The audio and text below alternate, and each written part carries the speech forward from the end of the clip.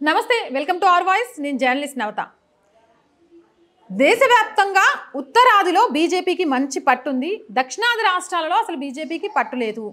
దక్షిణాది రాష్ట్రాలలో బీజేపీకి గెలుపు అవకాశాలు చాలా తక్కువ ఇవి గతంలో మాటలు అయితే తమిళనాడు విషయంలో చూస్తే ఏఐడిఎంకే తోటి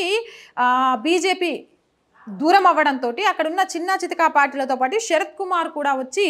బీజేపీలో జాయిన్ అయ్యాడు ఎందుకు అనంటే ఇలాంటివి కామన్ ఎన్నికలు వచ్చే వేళ ఒక పార్టీ వీడిపోతే మిగిలిన పార్టీలు కూడా అక్కడ బలమున్న పార్టీ వైపు చేరి అవకాశాలు చేజిక్కించుకోవడంతో పాటు గెలుపు గుర్రాలను ఎక్కడానికి వాళ్ళని అవకాశంగా మార్చుకోవడానికి ఛాన్స్ ఉంటుంది కానీ తమిళనాడులో అన్నమలైతోటి కాస్త బీజేపీ పుంజుకుంది కాస్త కాదు ఎక్కువే పుంజుకుంది అనేది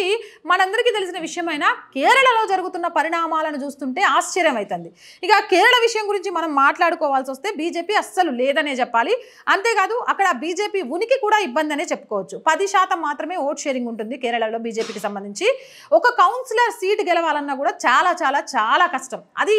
గెలవడం కూడా ఒక్కొక్కసారి అసాధ్యమని మాట్లాడుకోవడంలో ఎలాంటి భేషజాలు ఉండకూడదు బీజేపీ నాయకులు కూడా బీజేపీ పరిస్థితి కేరళలో అలా ఉంటుంది అలాంటిది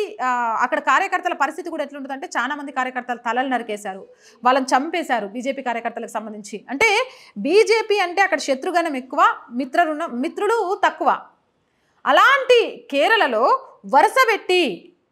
కాంగ్రెస్ మాజీ ముఖ్యమంత్రుల వారసులంతా బీజేపీలో జాయిన్ అవుతున్నారు దీంతో కేరళ మొత్తం ఆశ్చర్యపోతుంది కేరళే కాదు దక్షిణాది రాష్ట్రాలన్నీ ఆశ్చర్యపోతున్నాయి కాంగ్రెస్లో ఒకప్పుడు ముఖ్యమంత్రులుగా పనిచేసిన వాళ్ళ వారసులు ఎవరైతే ఉంటారో వాళ్ళంతా వచ్చి ఒక్కొక్కరుగా బీజేపీలో జాయిన్ అవుతున్నారు అసలు ఉనికి లేని కేరళ బీజేపీలో ఇలాంటి ఒక చర్య జరగడము అనేది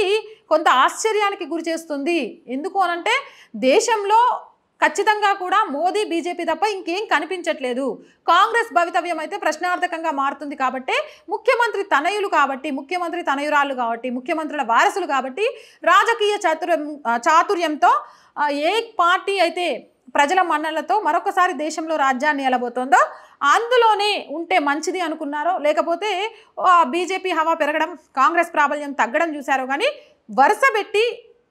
కాంగ్రెస్ మాజీ ముఖ్యమంత్రుల తనయులు ఏకే యాంటోనీ కొడుకు అనిల్ యాంటోనీ మొన్న బీజేపీలో జాయిన్ అయ్యిండు ఆ తర్వాత కరుణాకరన్ కూతురు పద్మజ వేణుగోపాల్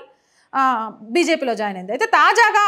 కేరళలో ఇప్పుడు ఉమెన్ చాందిని కొడుకు కూడా బీజేపీలోనే జాయిన్ అయ్యిందట వీళ్ళంతా కూడా మాజీ ముఖ్యమంత్రుల తనయులు కావడంతో దక్షిణాది రాష్ట్రాలలో కేరళలో జరుగుతున్న ఈ కీలక మార్పు ఇది చాలా కీలక మార్పు అని